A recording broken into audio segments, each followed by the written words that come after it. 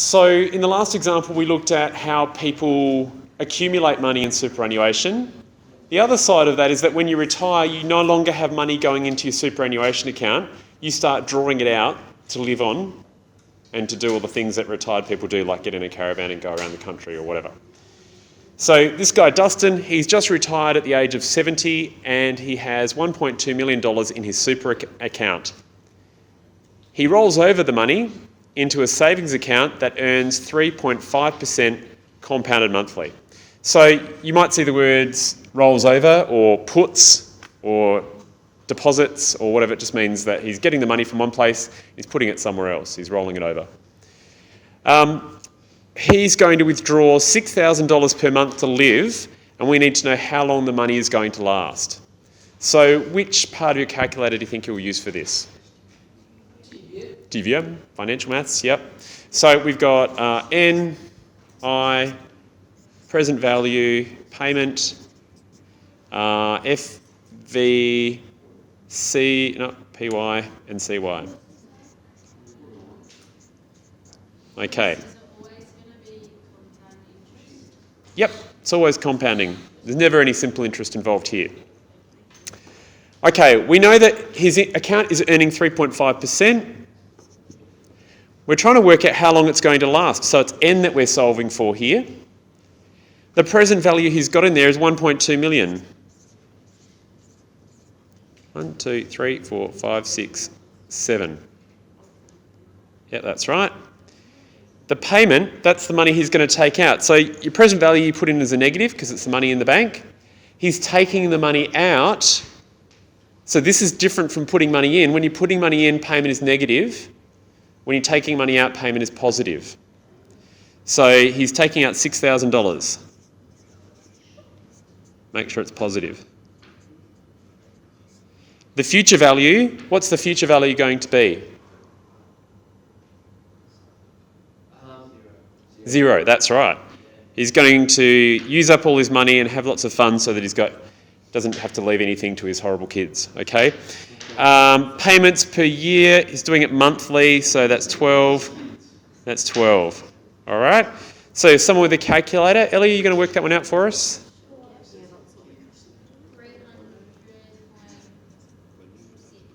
300.6. Oh. Okay, we'll just go 5.9 then, okay? So is that 300 years that it'll last for? No, 300.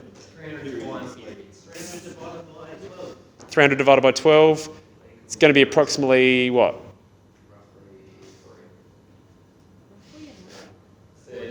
30 years? Maybe? 25? Is it 20? I don't know. Have you just done the calculator?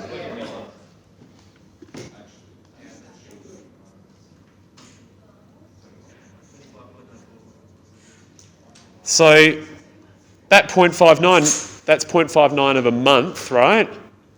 So just over, it's going to last him 25 years and a bit, 25 years. 0.49 of a year. It's not 0.59 of a year, it's 0.59 of a month. Yep, okay. So that seems pretty good. He's going to live to be 95 and still be taking money out. That's all right.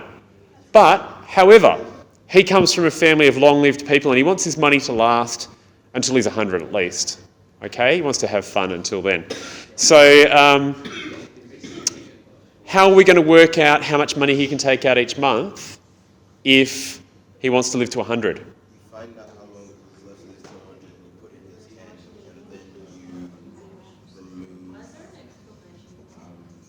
Well, 100, you know, it's exciting. You remove the payments and that becomes the question.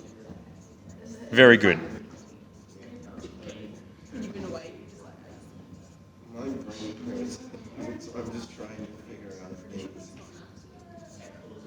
I'm trying to figure out all these Okay, so in this case, we're wanting to work out the payment that he's going to be able to take out if he's going to live to 100.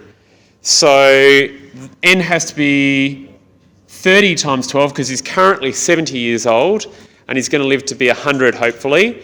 So our period is going to be, there is 30 times 12. Yep. I might have missed a zero. Yes, I had missed a zero. Okay. So would somebody like to work out how much he can take out each month if he wants to live to 100? Yes, please, Henry. You could be the person.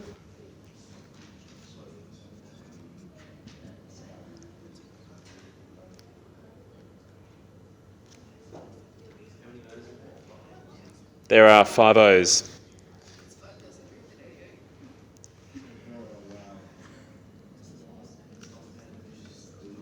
Any cents on the end of that?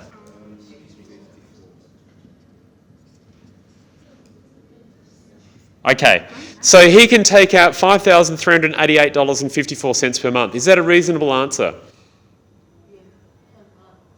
Per month. Is it reasonable compared to what we already had? It is, because he could take 6,000 out to last for 25 years. So if he wants it to last for 30 years, then that much. Now, is it reasonable to expect he can live off that? Shh.